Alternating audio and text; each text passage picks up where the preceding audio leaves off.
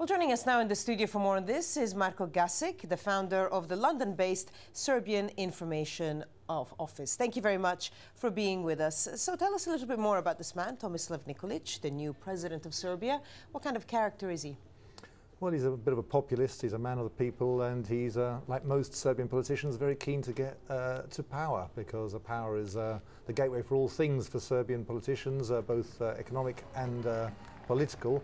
And he's, we're going to see now whether he's any different from the previous incumbents who have been characterised by a great deal of corruption and cronyism. Now it's Nikolic's chance to sweep that up with a new brush, as he's promised to do. I mean, certainly when the outside world looks to Serbia, the main things are the issue of Kosovo and the issue of possibly joining the EU, which is often linked to their non-recognition of Kosovo. Do you see any changes there now that Nikolic is in power from Boris Tadic?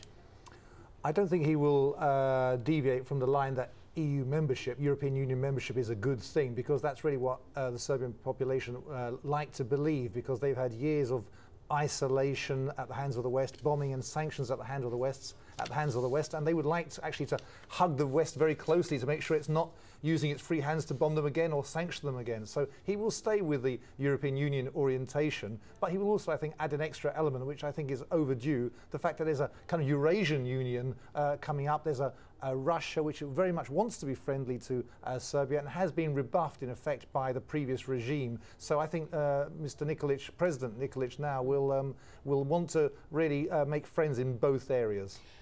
One of the figures that's quite shocking about the election is the turnout, very low, under 40%. Do you think that that will have implications as to whether Nikolic will actually be accepted by the entire country as the new president? I don't think so, no, because I think the turnout reflects the kind of like, as it were, the fear of change which much of the Serbian population has. As I say, they're surrounded by NATO countries, their media is controlled by NATO directly or indirectly, and there's a sense that one doesn't want to have anything changing, because that might cause fresh confrontations with a very powerful force which they would certainly want to avoid. So most people then, for that reason, don't want to vote at all, rather than vote to support Tadic. And briefly, if you can, what do you think the president's priorities are right now? I think his priorities are, first of all, to ensure his grip on power. As president now, he's faced with a possible coalition of the socialists under Dacic and Tadic, or the Democrats with or without Tadic, and he will want to make sure that they understand that if they try and block him in Parliament, he will use the legal route as president to chase them through the courts. And one thing he can do, for example, is to call for a rerun of the parliamentary elections by which they slightly won if they joined together against him, on the grounds that there was voting fraud, which he's already claimed he will show if he wins the presidency. So he can make life very difficult for his opponents if they try to block him now. Marko Gasic from the London-based Serbian Information Office. Thank you very much for joining us. Thank you.